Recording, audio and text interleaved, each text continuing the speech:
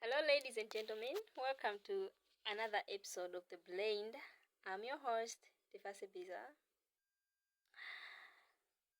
Yeah, as always, I have to remind you, don't forget to like, subscribe, comment, share.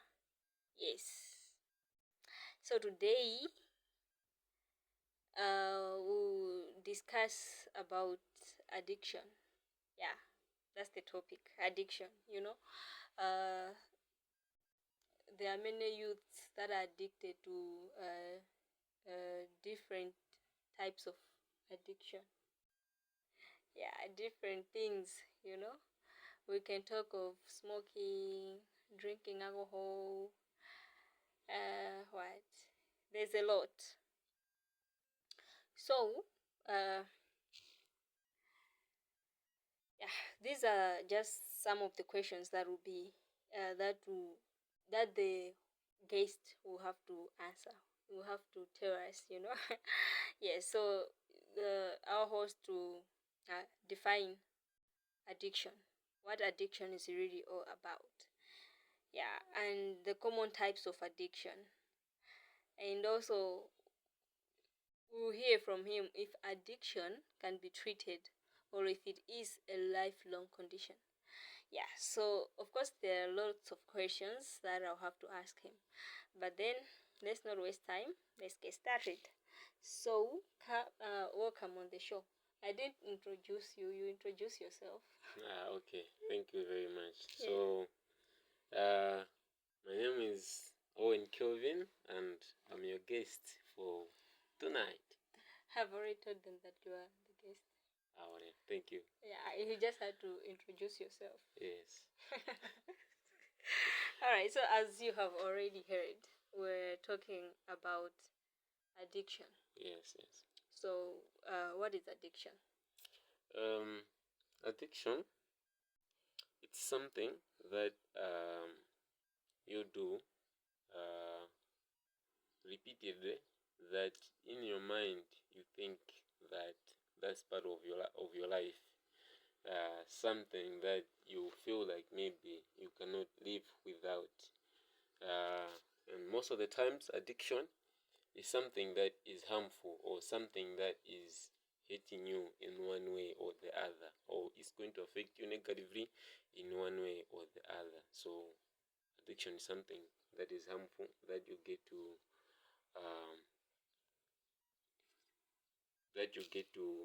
do now and again. Alright, so how prevalent is addiction in our society? Addiction is very prevalent in our society. There are lots of addictions in the society. Lots of youths addicted to lots of things. You talk of elders, you talk of kids, you talk of almost everyone in the society is being affected by addiction. It just depends on what type of addiction they are suffering. And this addiction, let's say for example, it's the parents in the house, they're having a certain addiction. It gets to be spread out to the kids simply because they see their parents doing the very same thing like every day, and they get to copy that to say maybe this is what life is. When these kids learn from their parents, they also influence their friends negatively, and that's how addiction is almost everywhere in the society. Alright, do you know the common types of addiction? I wouldn't. I'm not sure if I know the types, but maybe if you'd say examples, then it would be easier. Alright, then give us the examples. Okay. There are lots of addictions in the society. First of all, you talk of drug and substance abuse. That embodies smoking, drinking alcohol. There's some who do drugs, talk of cocaine, marijuana, lots and lots of drugs that are available out there. You can also talk of addiction to social media, where most people spend much time on social media, maybe doing nothing that is profitable, but all they will do is stay on social media almost every time. Yeah. They'll stay on TikTok. After TikTok, they're going to Instagram. After Instagram, they'll go to Twitter, Facebook, WhatsApp. No time for them to breathe or maybe to do other things. That's also a type of addiction. There are some who are addicted to money. Do you know that? Yeah. Yeah, money. Everyone is addicted to money. No, but then when you talk of an addiction, it's something that you want to do or to have, no matter what. It doesn't matter how you get to do it or how you get to find it. So, for example, I can talk of maybe how girls in the universities, some girls in the universities are addicted to money. You see, they do everything so that by the end of the day they should have money. We talk of blessers. They will date old men just to get money in their 50s. and they get to do lots of other things with them simply because they want to get money. That's an addiction. You can also talk of those that there are some who would say maybe send us your nudes, we'll send you money. Some want even reasons to say, what if I'm being scammed? Because what they want, they have been promised money. And what they are thinking at that particular time is money. Money. So they'll do it. Yes, they will do it so that they should just get money at the end. So that's an addiction. You can also talk of those that do maybe sell drugs and what have you. All these are illegal ways to make money, but then people are doing it simply because all they want is to get money. So that's an addiction of money. There can also be addiction of pornography and masturbation, and this one is very common, especially among the youths. They spend much of their time watching pornography, masturbating. So yes, that's also an addiction. So those are some of the examples of addictions. And also, have you ever seen those people who are addicted to food? Yes, and that one is also common. You see someone who is already obese, but then you can never take them out of food.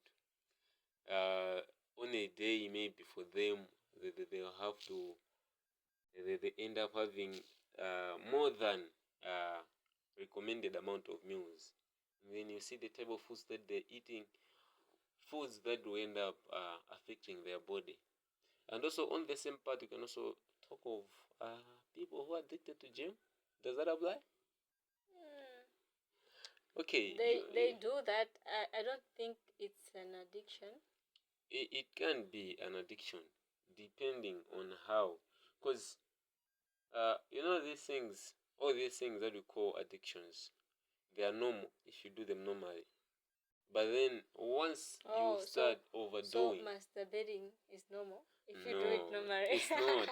But then just a general definition.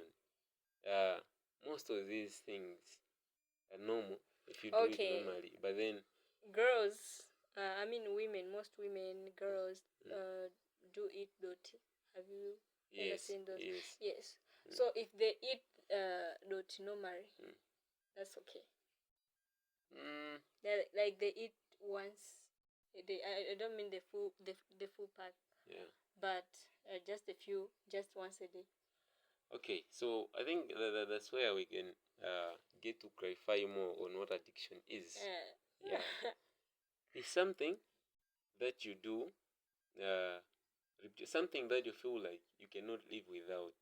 And most of the times, this thing affects you negatively. That's the definition that I said, right? Yes. You're talking of the gym, because that's the example that has raised several questions, right? Even that means you can also ask questions on food and money. Food, normally we eat, but then when you do it in a way that is going to affect you negative, then that's an addiction. When you do it, when you overdo it. The same with gym. Gym is meant to make you stay fit and in good health. But then you see some that will go to gym and then completely disfigure their bodies. You talk of these people maybe who do wrestling, boxing. They do their gym in a way that by the end of the day, or in 1 or 2, 3 years, they start suffering. You're talking of weight lifters. There are some who end up even taking drugs so that they should just boost their bodies in the gym. So, as far as it's something that you overdo and it gets to affect you negatively, then that gets to be an addiction. That's why gym can also be called an addiction. So can addiction be treated, or it is a lifelong condition? Uh, Addiction can be treated straight away. Just that the treatment depends on the person who is addicted. Let's say you see someone who is very addicted to maybe smoking. You can, as a friend or someone, can talk to them to say, hey, smoking, this is and that. Maybe just to enlighten them, to enlighten them to say, this thing, if you overdo, it will end up affecting you. This thing, this is and that. If you lay down the impacts to them, and if they understand and they agree with you and maybe agree to do it, then they can easily stop. Of course, it gets to be a gradual process, because there's no way you tell a drunkard who drinks every day to say, you have to stop drinking. Not at once, they can't stop, but then it's going to be a process. Maybe if they drink 10 bottles a day, the next day they're drinking 7, the other day they're drinking 3. You see, as time goes, they'll stop. Maybe they'll start staying a day, 2 days, 3 days without drinking.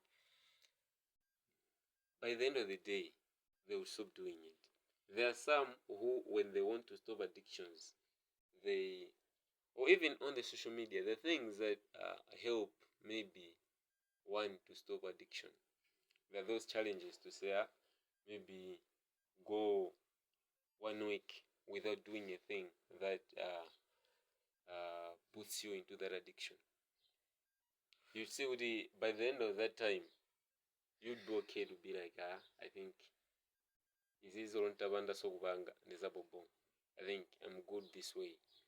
There are also other addictions that people do simply because maybe they spend much time in lonely places. You can talk of pornography and masturbation. Most of these things are done in private areas, in lonely places. If you get to start spending much time out with friends, you'll be able to not think of maybe doing these things, to say, let me watch pornography or let me masturbate and what have you. So sometimes exposure is what helps one to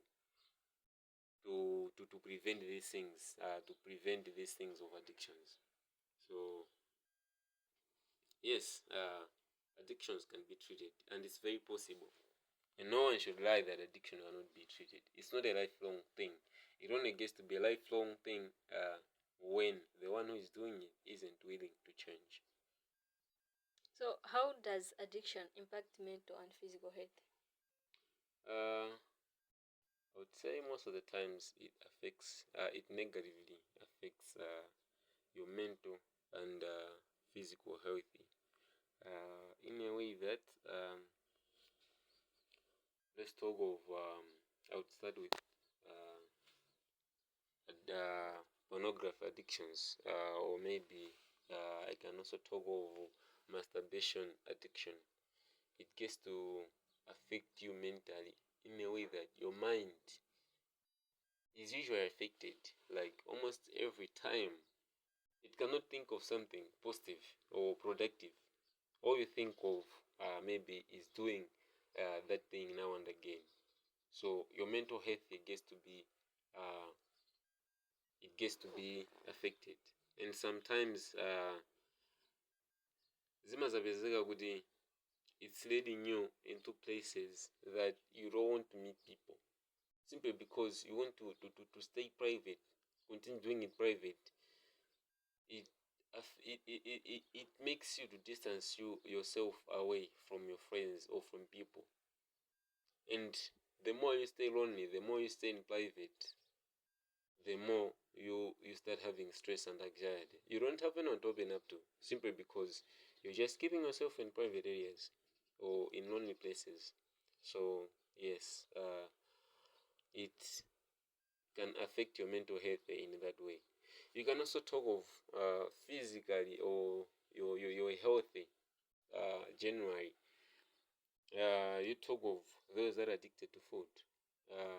Obesity is a disease by the end of the day.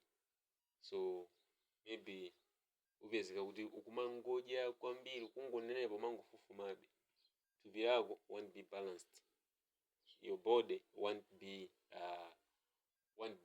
perfect, or it won't be healthier. As I said, obesity is a disease, so you suffer from obesity. You can also talk of maybe smoking or drinking. These things, they get to affect inside your body. Talk of smoking, it will affect your lungs in one way or the other. So as time goes, you end up hearing to say, so is having a liver problem, or is having kidneys problems, simply because the smokes that you take into your body, they affect your body. You can also talk of the same way these the drugs that you can take, it can affect you mentally, because what they will do is they will trigger your brain into doing things that are not normal. Let's say there are some drugs that you can take and you get to be hurt physically. Yeah, so these drugs will trigger your mind into doing things that you are not supposed to do normally.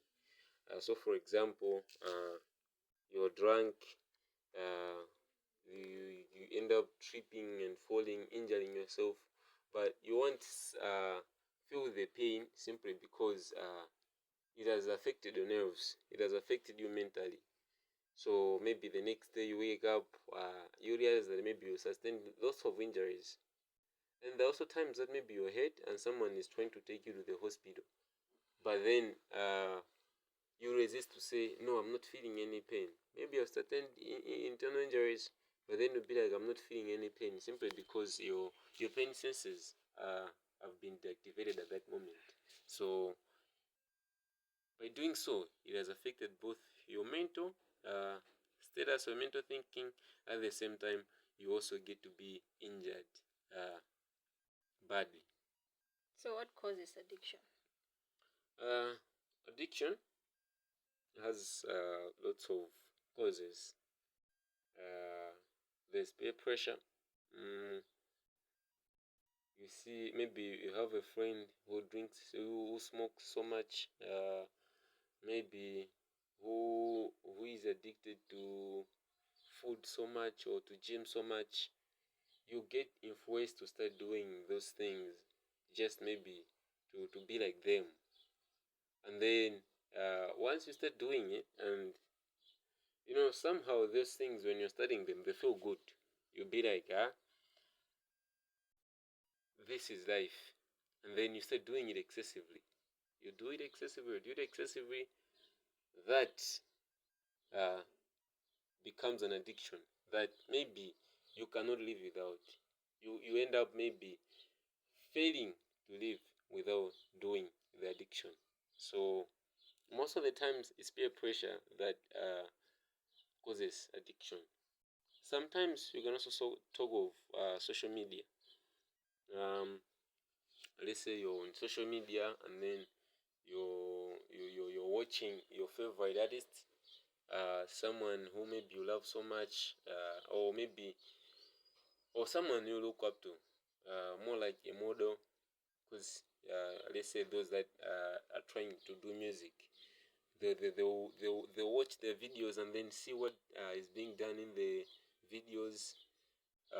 They'll see maybe these artists smoking so much, maybe drinking so much, and then to them they'll be like, if I love this artist and this artist is doing this and that, then let me also do it, and that gets to be an addiction.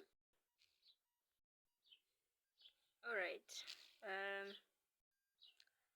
So, how does genetics play a role in addiction?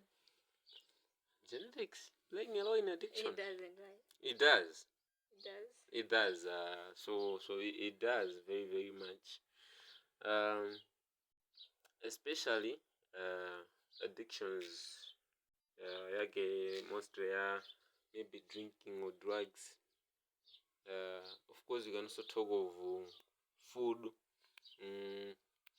You can also talk of an addiction. Maybe I'll talk of where sex, because it's also an addiction, depending on how much you do it, right? Talk of those sex workers. They get addicted to it, and then they get to do it continuously now and again. Let's say you have your parents who smoke so much. It gets to be in your blood. In a way that at such a young age, we end up start doing that thing again. That's an addiction. That's going through. It's more like heredity. You take it from your parents. Yeah, the same as I talked of. Maybe you talk of food. If your parents eat so much, every time you see them around food, you also get to start liking food so much. That's an addiction. You talk of those that play video games, because that also gets to be an addiction, depending on how much and how long they do it. If your parents do that so much a lot, you also get to do the same. So yes, heredity or genetics generally is also connected with addiction in one way or the other. All right. So, can addiction be hidden or masked? You're trying to say that in a way that people won't realize that you're being addicted to something? Yeah. Yes. A good example is pornography and masturbation. No one will know unless you tell them, or unless maybe someone finds you doing it. No one will know. So you hide it. Which other one can we give an example there? Yeah, but most particularly that one, most people hide it, and it's not easier to know. Of course, in one way or the other, they can also talk of maybe the drug and substance abuse. Let's say especially drugs in Malawi. Those that do cocaine and the likes. It's not many of them are courageous enough to come out to say, I do drugs, I take drugs. So they can hide it and no one knows to say, this one uses drugs, this and that. Most of the times, those that know are those that are in your circle, in a small circle, and especially those that you do those things with. So yes, addiction can easily be masked. You can be addicted to drugs and maybe your parents not knowing you're addicted to drugs. So yes, very possible. And what are the signs and symptoms of addiction? I'll talk of behavior, because this is something that people see, that you're doing something that affects you negative. Let's say, for example, you're doing drugs and most of the times you hide it. People will be who easily know with how you act. You are usually high, having that abnormal vibes when you're around them. Maybe you start talking a lot, stories coming from nowhere. Let's say when you're drunk, people will know with how you walk. Sometimes you smell. You can also talk of when you smoke. People always they know with the scent that comes out of that. So those are usually the signs and symptoms of an addiction. You can talk of let's say sex addict. You see that maybe let's say for example, let's start with men. They want almost every skate that passes or that passes by to go inside it. They want to sleep with every woman that maybe they meet. Are you one of them? No, I'm not. Yeah, but that's just an example, a general example. Yeah. You can also talk of women. Almost every man who says hi, they would want to sleep with them. Doesn't matter whether they're being paid or whatsoever, but they just want to do it. They just want to have sex. Like almost every time, whenever they have the chance, it doesn't matter whether it's someone who is younger than them, who is older than them. It doesn't matter to them. So, yeah, that's it. So, how does addiction impact families and communities? Most of the times, it negatively impacts families and communities. Would say, for example,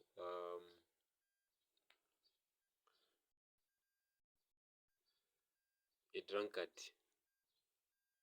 This man maybe usually comes late simply because they're drunk. When they're coming, they will end up insulting lots of people.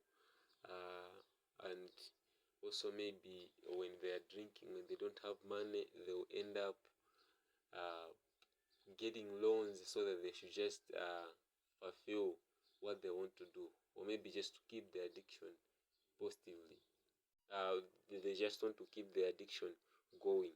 So they'll end up doing all sorts of these things, which by the end of the day, let's say for example, in a family, when a man usually comes late, there'll be lots of insecurities in the family. A wife would, or a wife or a man would think, or a spouse would think like maybe you're cheating on them and what have you. When you insert communities, like for example, let's say you're staying parent, and then you're coming drunk, you start insulting the landlord. Most of the times you don't know what's happening or what you're doing or what you're saying. So you end up maybe saying lots of insulting words to the landlord, or maybe to the community. Next time they'll be like, this person doesn't speak well. So the relationship will end up being affected. So addiction usually affects the communities. So, how can we address addiction as a public health issue? Civic education is the best remedy to it. People have to be taught about the effects of addictions. They have to be educated on how they can stop addictions. They also have to be given those environments whereby they want to be put in that place when they can do the things that they do now and again. So, as a public or as the whole community or the whole society, we have to educate these people about the effects of the addiction that they do. When they have been taught, or when they have been taught, the community or the society, they also have to take part in helping them to stop addictions. They don't have to make them feel like maybe they're sinners or maybe they're less important. They have to include them in the community and then treat them with as much love as they can, so that by the end of the day, they can stop whatever they do, or their addictions, in short. Sure. All right, so that's the end of our conversation. Thank you very much. Yeah, and yeah, my audience, this is the end. Don't forget to like. I will always be begging you to like, comment, share, subscribe. Yeah, so until the next episode, bye for now.